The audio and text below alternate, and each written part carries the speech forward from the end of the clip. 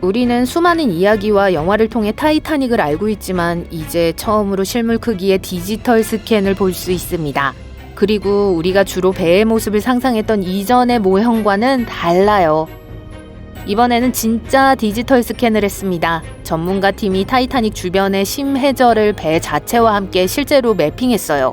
우리는 기본적으로 전체 난파선의 3D 뷰를 얻었는데 이는 마치 바다 표면 아래 깊숙이 들어가서 모든 물이 빠진 것처럼 타이타닉을 보는 것과 같죠. 이 난파선의 이야기는 타이타닉이 침몰한 지 73년 후인 1985년에 시작되었습니다.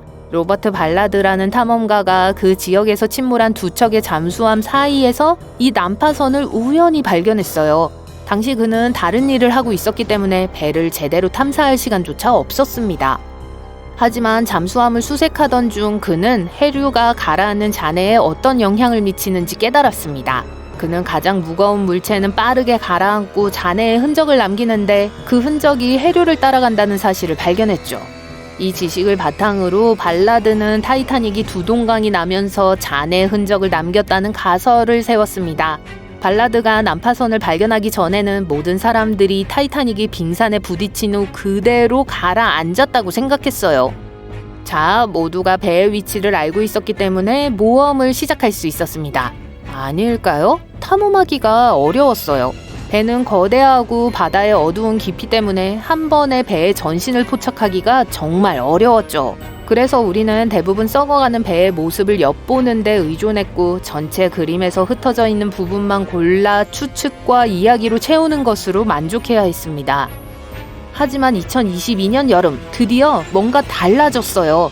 심해지도 제작을 전문으로 하는 마젤란사의 전문가팀이 이 프로젝트에 관한 다큐멘터리를 제작하던 아틀란틱 프로덕션과 손을 잡았습니다. 이들은 타이타닉의 전경을 촬영하는 임무를 수행하기 시작했어요. 그들은 잠수정을 사용했습니다. 잠수정은 숙련된 탐험가팀이 원격으로 조종하는 수중 이동수단입니다. 이 잠수정은 바닷속 깊은 곳으로 잠수했습니다. 난파선의 전체 길이와 폭에 대한 정보를 수집하는 데 200시간이 넘게 걸렸을 정도로 쉽지 않은 작업이었어요. 마치 실제 보물찾기를 하는 것 같았죠. 하지만 그들은 금과 보석을 찾는 대신 가능한 모든 각도에서 촬영한 70만 장이 넘는 타이타닉의 사진이라는 더 귀중한 것을 찾아냈습니다. 네, 그들은 배의 모든 작은 부분, 심지어 우리 대부분이 보통은 그냥 지나치는 그다지 흥미롭지 않은 부분까지 사진을 찍었어요. 진흙으로 뒤덮인 부분을 매핑하는 것도 중요한 작업이었는데 발견한 흥미로운 것들 사이의 간극을 메우는 데 도움이 되었기 때문입니다. 그리고 이렇게 마침내 우리 모두가 상세한 3D 복원을 할 수 있었어요. 100년이 넘은 세월이 흘렀지만 종류석처럼 매달려 있는 녹으로 뒤덮인 타이타닉의 뱃머리를 여전히 알아볼 수 있습니다. 뱃머리 위에는 배의 갑판이 있는데 커다란 구멍을 통해 웅장한 계단이 있던 빈 공간을 엿볼 수 있어 배의 화려했던 과거를 볼 수 있는 창문처럼 보여요. 타이타닉의 선미는 이제 뒤틀린 금속으로 엉망진창이 됐습니다. 타이타닉이 침몰하면서 이 부분이 무너지고 해저로 소용돌이쳤어요.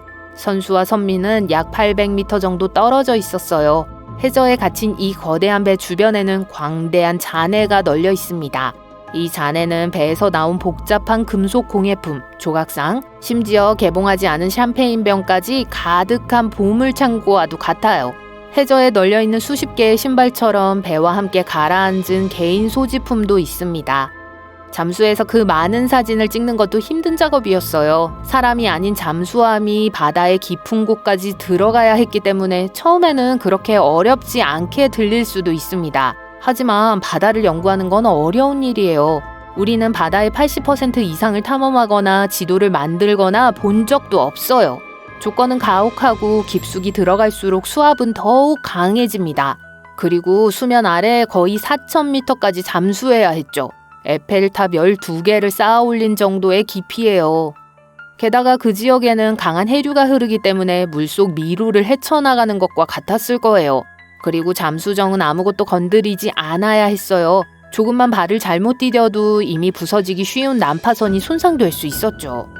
타이타닉은 시간이 멈춰서 항상 우리를 기다리고 있을 것 같지만 실제로는 서서히 사라지고 있습니다. 타이타닉이 얼마나 오랫동안 바다 밑에 있었는지를 생각해보면 바닷물에 의해 망가진 게 분명해요. 하지만 그뿐만 아니라 난파선 자체가 이 유명한 배의 이름을 딴 특정 유형의 박테리아의 서식지가 됐어요.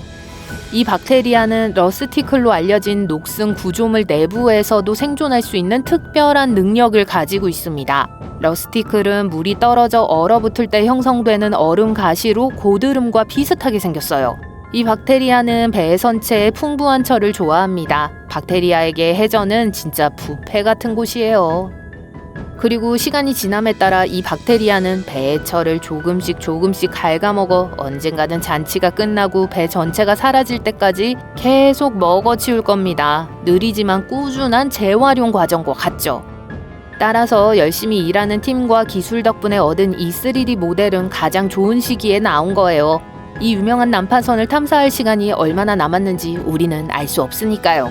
이번에는 빙산과의 충돌을 더 잘 이해할 수 있을지도 모릅니다. 영화에서 타이타닉이 빙산에 부딪히는 장면이 항상 오른쪽에 나오는 거 아시죠? 글쎄요, 우리는 그것조차 확신할 수 없어요. 이 스캔은 배가 실제로 빙산에 부딪혔는지 아니면 가령 빙산에 끼었는지 알아내는데 도움이 될 수 있습니다. 선미를 연구하고 타이타닉이 어떻게 해저에 부딪혔는지 분석하면 침몰 당시 실제로 어떤 일이 일어났는지 이해하는 데 도움이 될 거예요. 타이타닉의 운명을 결정지은 강력한 화재가 실제로 있었는지 알아낼 수 있을지도 모릅니다. 한 가설에 따르면 타이타닉이 처음이자 마지막으로 항해를 떠나기 전 3주 동안 석탄 화재가 계속됐다는 설이 있어요. 이로 인해 선체가 약해졌을 수도 있고 그건 대부분의 작업이 완료된 상태에서 빙산이 마지막 타격을 가한 거라는 뜻이 되기도 하죠. 일부 사람들이 궁금해하는 것처럼 빙산이 실제로 존재했다면 말이에요. 타이타닉이 일반적인 빙산이 아닌 숨겨진 팩 아이스 덩어리에 부딪혔을 수 있다는 대안적인 이론이 제시되고 있습니다. 팩 아이스는 해수면 근처에 떠다니는 큰 얼음 조각으로 구성돼 있어 발견하기 어려울 수 있어요. 연구진은 이 팩 아이스가 북극해에서 대서양으로 표류했을 것이라고 추정하고 있습니다. 이 의견에 동의하는 한 전문 항해사는 타이타닉이 일반 빙산에 부딪혔다면 배가 훨씬 더 빨리 침몰했을 것이라고 말해요. 타이타닉은 3시간이 좀 안 되는 비교적 긴 시간 동안 수면 위에 머물렀기 때문에 아마도 다른 유형의 충돌이었을 거라고요.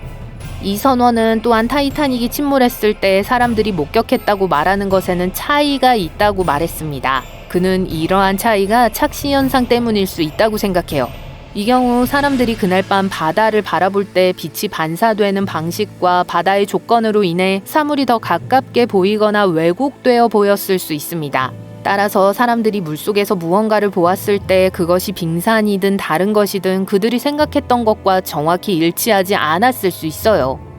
쌍안경이 있었다면 승무원들이 잠재적인 위험을 발견하는 데 도움이 되었겠지만 안타깝게도 쌍안경은 잠긴 캐비넷 안에 있었어요.